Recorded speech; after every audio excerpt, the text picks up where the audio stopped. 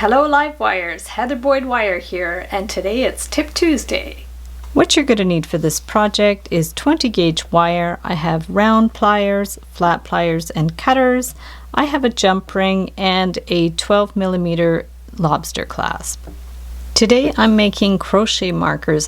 I made these as a gift from my friend Deanne Scheuer, who has a wonderful YouTube channel teaching how to do crochet and teaching mindfulness through crochet. So I have about an 8 to 10 inch piece of wire, and I'm going to start by bending this straight up. I'm going to form a loop with that after, and we're going to do the ears. So we're just going to do little loopy ears, bring this down, and we want to make an eye. So we're going to just form the eye, bring it around. If you want it smaller, you just tug it a little bit to make it smaller. I'm going to do a little round kind of nose. So we're going to bring this one around to make a bit of a round nose. You could bring this up a little more if you like. And then we'll do the eye on this side. So around the same position, I'll bring this one to the front this time. Flip it over just so I could reach it. Bring this one around.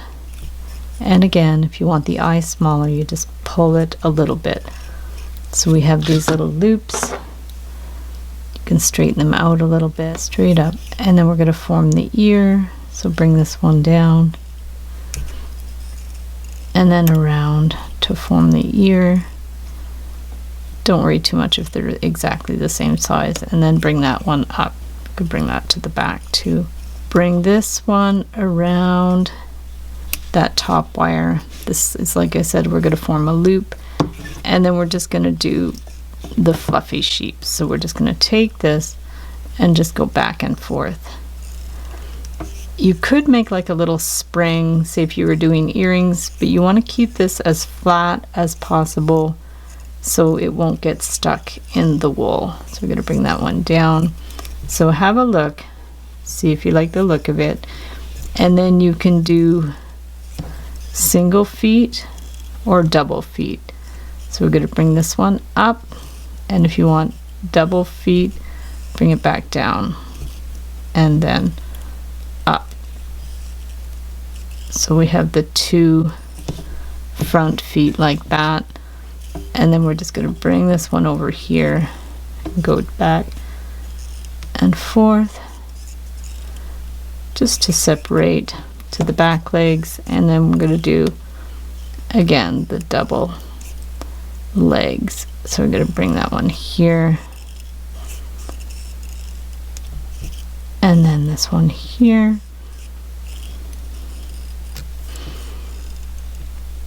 Check the length, bring this one out here and do some more wool back and forth. And then we can do the tail. So the tail, we can just make it like a little bit longer there.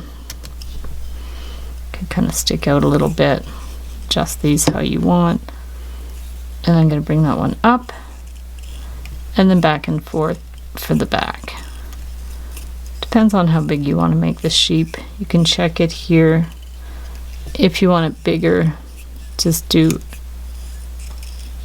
another little bump there, and then this you can just adjust it how you like. Just hold that in place how you like it. Bring this one all the way around, clip it, push it down, hold that and bend it to the side, make a loop so we have something to hang the hook in. Bring that one around. This can be earrings or pendants as well.